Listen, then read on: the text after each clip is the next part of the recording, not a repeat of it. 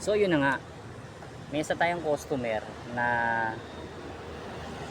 ewan ko, pinicturean ko naman yung food bago ko sinerve sa kanya. And then, ginawa niya, binaklas niya yung toppings ng isang isang menu and then nag-comment siya dun sa page.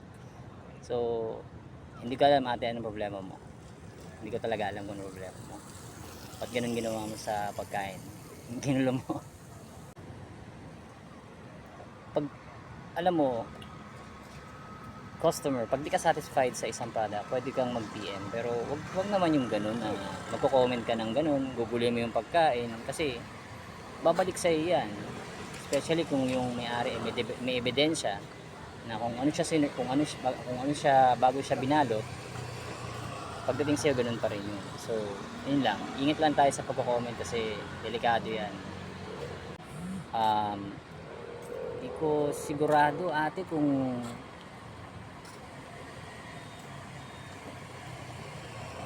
nasasarapan ka ba sa food kaya ganun nag-comment ka para pansinin ka ng lahat, o baka nasasarapan ka sa nagluluto. Hindi ko talaga sigurado. Kasi kung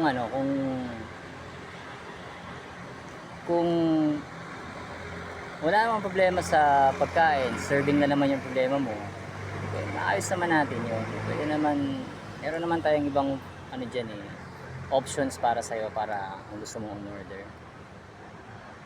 Pero kasi kung gusto mo lang malaman kung single ako, single ako ate. I mean, wala namang problema sa akin eh. Pwede naman kitang ligawan. Huwag ganun. Peace yun. So yun na nga. May isa tayong customer na ewan ko, pinicturean ko naman yung food bago ko sinerve sa kanya. And then, ginawa niya, binaklas niya yung toppings ng isang menu and then nag-comment siya dun sa page. So, hindi ko alam ate anong problema mo. Hindi ko talaga alam kung anong problema mo. Ba't ganun ginawa mo sa pagkain? Ginulo mo. Pag, alam mo, customer, pag di ka satisfied sa isang product, pwede kang mag-PM. Pero wag naman yung ganun na magko-comment ka ng ganun, gugulihin mo yung pagkain. Kasi, babalik sa'yo yan.